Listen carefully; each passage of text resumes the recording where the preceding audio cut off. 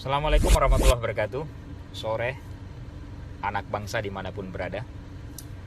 Dalam sepekan terakhir kita dihebohkan oleh viral video statement Ripka Ciptaning, anggota DPR RI fraksi PDI Perjuangan, penulis buku Aku Bangga Jadi Anak PKI. Video ini kemudian didiskusikan di mana-mana. Tapi sayangnya, saya mau memberitahu kepada rakyat Indonesia ya, komunikasi politik seperti ini ada hal yang biasa.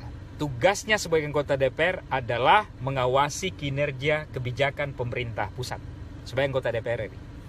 Pertanyaan menariknya, kemana Ripka ini 5-6 bulan yang lalu? Kalau mau ngomong tentang vaksin, dia mau tolak vaksin harusnya 5-6 bulan yang lalu. Sebelum vaksin ini tiba di negara ini. Sebelum dipesan oleh Menkes atau dipesan oleh negara.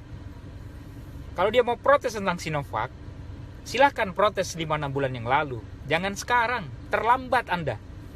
Sebagai anggota DPR RI, justru kinerja Anda dipertanyakan. Kenapa Anda tidak ngomong 5-6 bulan yang lalu? Jangan Anda membalik-balik situasi seolah-olah Anda hebat di DPR dengan konteks ini. Ini kalau secara komunikasi politik gampang dicermati. Ini politisinya, oknum politisi ini lagi cari panggung. Setahun terakhir kita tidak tahu apa kinerjanya selama jadi anggota DPR di Komisi 9 di bidang kesehatan.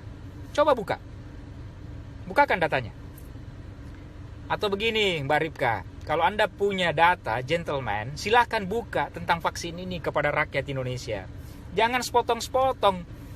Anda mengatakan Anda berani bayar denda karena tidak mau vaksin. Iya, karena Anda punya dana, Anda punya tunjangan, Anda punya gaji di DPR yang besar untuk bayar tunjangan dendanya itu.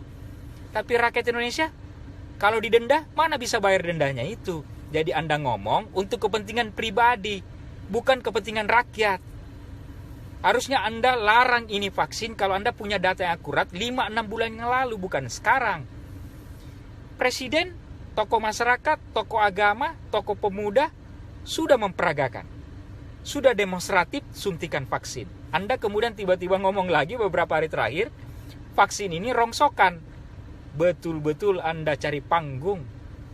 Ingat, jabatan anggota DPR itu, ingat rakyat Indonesia, DPR itu adalah pejabat negara.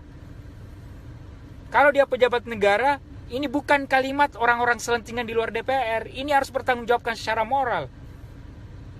Enak saja dia ngomong sebagai anggota DPR dan pejabat negara, kemudian ngomong sekarang tentang Sinovac adalah rongsokan, terus tidak mau divaksin. Ini nilai pejabat negaranya di mana ini orang? Makanya saya menduga ini hanya cari panggung politik supaya mau terkenal lagi. Kemarin-kemarin tidak jelas juga apa kinerjanya di parlemen. Sekarang begini Mbak Ripka, buktikan vaksin ini tidak efektif. Buktikan kalimat Anda tentang Sinovac ini rongsokan. Kalau tidak mampu Anda buktikan dalam 2 minggu ini, saya kasih waktu. Nah, kita berdebat.